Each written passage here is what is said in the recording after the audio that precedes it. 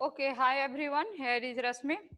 आपको मैंने first video आपको डिफॉल्ट कंस्ट्रक्टर का दिया, फिर पैरामीटराइज कंस्ट्रक्टर, और अभी हम लोग डिस्कस करेंगे कॉपी कंस्ट्रक्टर। जैसा कि आपको बताए थे कि कॉपी कंस्ट्रक्टर जो होता है, ओके, तो आपको मैंने बताया था कि ये कॉपी कंस्ट्रक्टर करना है, ठीक है। तो कॉपी कंस्ट्रक्टर में क्या बोला मैंने कि एक ऑब्जेक्ट को दूसरे ऑब्जेक्ट में आपको कॉपी करना है, ठीक। ऑब्जेक्ट का मतलब जिसमें क्लास का सारा मेंबर इनिशियलाइज हो, तो उसको दूसरे ऑब्जेक्ट में कॉपी करना है, ठीक है। तो ये कैसे आप करेंगे, तो देखिए, ये तो आपका कॉम्प्लेक्स जैसे क्लास लिया हमने वही लिया है, रियल और इमेजिनरी दो प्राइवेट मेंबर, उसको इनिशियलाइज कर दिया, आपको याद है। और ये आपका जो पैरामीटराइज कंस्ट्रक्टर है, उसको एज इट इज मैंने छोड़ दिया है ना, कि अगर आप पैरामीटर ऑब्जेक्ट में पास करते हैं तो ये कंस्ट्रक्टर आपका कॉल होगा, ठीक है। और इसके बाद आपको एक और क्लास मैंने इसमें बनाया है, क्लास का फंक्शन जैसे कॉम्प्लेक्स है, ये कॉपी कंस्ट्रक्टर है, ठीक है। तो कॉपी कंस्ट्रक्टर में आप क्या किए, तो कंस्ट्रक्टर चाहे कॉपी हो, चाहे डिफॉल्ट हो, चाहे पैरामीटराइज हो, आप तो कहोगे सब कंस्ट्रक्टर है, मैं भी कहूंगी यस। तो सबका नाम क्या होगा, क्लास का नाम होगा। जैसे इसमें कॉम्प्लेक्स जो है ये क्या है, क्लास का नाम है, ठीक है। तो ये भी कॉपी कंस्ट्रक्टर है। पता कैसे चलेगा कि this is your copy constructor, this is your parameterize constructor, this is your default constructor. तो देखिए, इसमें जैसे यहाँ पर पैरामीटर कुछ नहीं होता तो वो डिफॉल्ट हो जाता। यहाँ पर देखिए, कंस्ट्रक्टर में पैरामीटर दिया है आपने, तो ये पैरामीटराइज हो गया। अब कॉपी है, इसकी पहचान कैसे होगी, तो देखिए, क्लास का नाम तो होना ही चाहिए क्योंकि ये कंस्ट्रक्टर है। अब ये कॉपी कैसे हुआ, तो देखिए, यहाँ पर एक कांस्टेंट कीवर्ड आपने लगाया है और साथ में क्या दिया है, क्लास का नाम, ठीक। क्लास का नाम सेम हो गया, कॉपी कॉम्प्लेक्स। और यहाँ %c लिखा है, देखिए ये बहुत इंपॉर्टेंट है, इसको समझना। This is called alias operator at this place, ठीक है ना। तो ये अलाइज ऑपरेटर का रोल प्ले कर रहा है। इसका मतलब क्या हुआ कि ये जो सी है, ये जो आपका कंस्ट्रक्टर है, पैरामीटर है, तो इसका भी जो मेंबर होगा वो क्या होगा, पैरामीटर का मेंबर वही होगा जो क्लास का होगा, ठीक है, रियल और इमेजिनरी, ठीक है। अब इसमें होगा क्या कि जब ये कॉपी कंस्ट्रक्टर कॉल कब होगा, आराम से समझिए, घबराना नहीं है, ठीक है ना। तो जब आप एक क्लास मेंबर को, ऑब्जेक्ट को दूसरे ऑब्जेक्ट में इनिशियलाइज करेंगे, तो देखिए यहाँ पर क्या है, एक ऑब्जेक्ट आपने C1 बनाया, उसमें 3 और 5 मेंबर वैल्यू है, रियल और इमेजिनरी का, ठीक है। ये कॉल हो जाएगा। अब आपने क्या किया, C2 में C1 को इनिशियलाइज किया। अब देखिए, कॉपी किया, तो यहाँ पर, यहाँ गौर से देखिए, जब कॉम्प्लेक्स C2 में C1 डाला, C2 C1 दोनों का टाइप एक ही है, क्लास है ना। तो इसमें क्या होगा कि ये जो C1 है, आप यहाँ देख रहे हैं, इसका 5 3 किस में कॉपी होगा, C2 में। तो ये कैसे कॉपी होगा, तो एट दिस टाइम ये कॉपी कंस्ट्रक्टर कॉल होगा, समझे। और यहाँ जब C1 5 3 आपने पास किया, तो यहाँ पर कौन होगा, पैरामीटराइज कंस्ट्रक्टर। क्यों, क्योंकि यहाँ ऑब्जेक्ट क्रिएशन के वक्त आपने पैरामीटर डाला है, तो C1 के रियल में क्या चला जाएगा, 5, और C1 के इमेजिनरी में क्या चला जाएगा, 3। तो ये कॉल होगा पैरामीटराइज कंस्ट्रक्टर, ठीक है। और यहाँ पर जो कॉल होगा वो कौन सा कॉल होगा, ये कॉपी होगा, क्योंकि आप यहाँ क्या कर रहे हैं, C1 ऑब्जेक्ट का जो है उसको C2 ऑब्जेक्ट में कॉपी कर रहे हैं। दोनों का टाइप लेकिन क्लास का सेम होना जरूरी है। कॉपी कंस्ट्रक्टर सेम क्लास के ऑब्जेक्ट को दूसरे सेम क्लास के ऑब्जेक्ट में कॉपी करिएगा, तभी ये काम करेगा, ठीक है ना।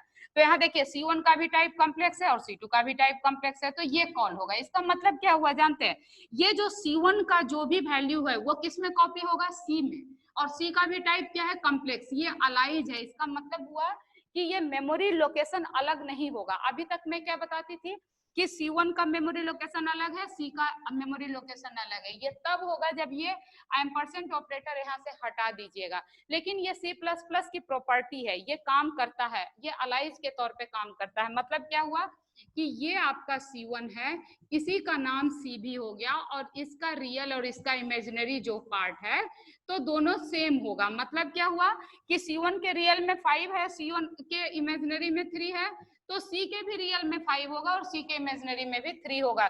तो ये C1 C दोनों एक ही मेमोरी का नाम हो गया। इसका मतलब अब देखिए, अब क्या हो रहा है कि ये जो रियल है, ये रियल किसका है, ये रियल C2 का है। समझ रहे हैं आप मेरी बात। तो C2 के रियल में क्या चला जाएगा, 5, और C2 के इमेजिनरी में क्या चला जाएगा, 3, क्योंकि C का इमेजिनरी भी अब क्या हो गया, 3 हो गया, ठीक है। तो इस तरीके से कॉपी कंस्ट्रक्टर जो है C1 का डाटा C2 के और C2 ऑब्जेक्ट में कॉपी कर देगा। याद रहा आपको।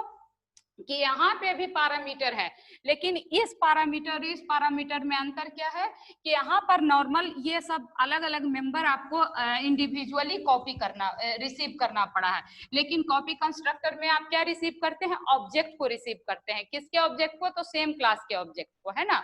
तो अगर आप C2 जो है उसका क्लास का टाइप कॉम्प्लेक्स है, तो C1 का भी टाइप क्या होगा, कॉम्प्लेक्स ही होगा, सेम क्लास का ऑब्जेक्ट ही कॉपी होगा। तो ये C1 कॉपी हो गया किसमें, C में, यानी अलाइज है तो दोनों सेम मेमोरी लोकेशन का नाम हो गया, है ना। जो नाम C1 है जिसका उसी का नाम C हो गया, अलाइज हो गया, अलग अलग मेमोरी यहाँ नहीं है। तो C का रियल यानी C1 का रियल, ये रियल मतलब किसके साथ कॉल हो रहा है, C2 के रियल में, और ये इमेजिनरी मतलब C2 के इमेजिनरी में कॉल हो गया, ठीक है। तो इस तरह से C2 और C1 दोनों का, C1 का डाटा किसमें कॉपी हो गया, C2 में। अब देखिए यहाँ गेट रियल एक फंक्शन बना दिया हमने, और ये एक गेट इमेजिनरी फंक्शन बना दिया, ये रिटर्न करेगा रियल, ये रिटर्न करेगा इमेजिनरी, और यहाँ पर क्या किया गया है, क्लास को क्लोज कर दिया। तो ये क्लास का डेफिनेशन है, आप ऐसे समझिए, यहाँ से यहाँ तक क्या हो गया, क्लास का डेफिनेशन, ठीक है। अब यहाँ मेन में ये दोनों स्टेटमेंट तो क्लियर हो गया। अब देखिए जब आप C1 डॉट गेट रियल करेंगे तो C1 डॉट गेट रियल क्या होगा, ये रियल किसका रिटर्न करेगा, C1 का रियल। तो C1 का रियल आपका क्या है, 5 है। फिर देखिए आप क्या कर रहे हैं, C1 dot gate imaginary call किया, तो C1 डॉट गेट इमेजिनरी मतलब ये इमेजिनरी किसका है, C1 का, तो C1 का इमेजिनरी कितना है, 3, तो ये 5 3 आउटपुट देगा। ठीक उसी तरीके से आपको पता है डबल कोट में जो भी लिखते हैं वो एज इट इज प्रिंट करेगा, काम क्या करेगा, ये C2 डॉट गेट रियल, तो C2 डॉट गेट रियल किसका कॉल करेगा, रियल रिटर्न करेगा, C2 ऑब्जेक्ट का। और अभी अभी हम लोग क्या देखे कि C1 जो है वो किसमें कॉपी हो गया, C2 में, यानी कि ये भी 5 प्रिंट करेगा, और C2 इमेजिनरी जो प्रिंट करेगा ये फंक्शन कॉल होगा, क्या रिटर्न करेगा यहाँ पर, तो 3 रिटर्न करेगा, समझ रहे हैं। तो यहाँ पर आपको दोनों ऑब्जेक्ट इसलिए प्रिंट किया कि देखो आप दोनों C1 के रियल को प्रिंट करो चाहे C2 के रियल को प्रिंट करो, दोनों क्या है, सेम है, 5 5। C1 का इमेजिनरी C2 का इमेजिनरी क्या है, सेम है, यही तो कॉपी कंस्ट्रक्टर है। तो आपको क्या याद रहा कि कॉपी कंस्ट्रक्टर तभी कॉल होता है जब आप एक ऑब्जेक्ट को दूसरे ऑब्जेक्ट में इनिशियलाइज करते हैं, या कोई फंक्शन जो है वो ऑब्जेक्ट को रिटर्न करता है, ये दो जगह कॉपी कंस्ट्रक्टर यूज होता है। दूसरी बात, कॉपी कंस्ट्रक्टर का लिमिटेशन आपको क्या याद रहा कि सेम क्लास के ऑब्जेक्ट को सेम क्लास के ऑब्जेक्ट में असाइन करना होता है, डिफरेंट क्लास का ऑब्जेक्ट नहीं होना चाहिए। तीसरी बात क्या याद रही आपको कि ये कंस्ट्रक्टर है तो इसका भी नाम क्लास का नाम ही होगा। चौथी बात क्या है, आपको याद रही कि कंस्ट्रक्टर, इस कॉपी कंस्ट्रक्टर में क्लास का नाम जो होगा क्या होगा, सेम होगा, किसका, ये जो पैरामीटर होगा वो ऑब्जेक्ट होगा।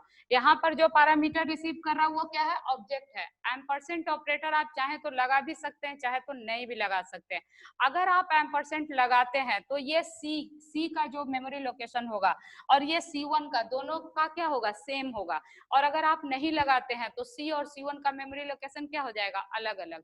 लेकिन बात वही होगा क्या कि C2 में कॉपी होगा दोनों का डाटा, है ना। C1 का डाटा या C1 का ही डाटा C में भी है, तो C का जो डाटा है वो किस में कॉपी होगा, C2 में, यानी कि C1 का ही डाटा किस में कॉपी होगा, C2 में। तो इसका मेंबर इसके मेंबर में, इसका मेंबर इसके मेंबर में कॉपी होगा। ये दोनों फंक्शन हमने क्या किया है, सिंपल रियल और इमेजिनरी को प्रिंट करने के लिए किया है ना। कि C1 के ऑब्जेक्ट अगर रियल गेट रियल को कॉल करेगा तो वो C1 का रियल प्रिंट करेगा, और C2 का गेट इमेजिनरी कॉल होगा तो वो C1 का प्रिंट करेगा, है ना। जिसके साथ C1 के साथ अगर कॉल कीजिएगा तो C1 का इमेजिनरी प्रिंट होगा, C2 से गेट इमेजिनरी कॉल कीजिएगा तो C2 का इमेजिनरी प्रिंट होगा। क्योंकि दोनों कॉपी हुआ है इसलिए ये दोनों क्या करेगा, सेम डाटा आपको प्रिंट करेगा। तो उम्मीद है आपको अच्छा लगा होगा लेक्चर, समझ में आया होगा। तो लाइक सब्सक्राइब शेयर कमेंट करना नहीं भूलिएगा, ठीक है। Thank you. हम लोग अगर होगा तो फिर एक कॉपी कंस्ट्रक्टर का एक और वीडियो में एक और एग्जांपल लेके आपको समझा दूंगी, उसके बाद यहीं पे कंस्ट्रक्टर क्या हो जाएगा, समाप्त हो जाएगा, ठीक है। तो thank you, take care, bye.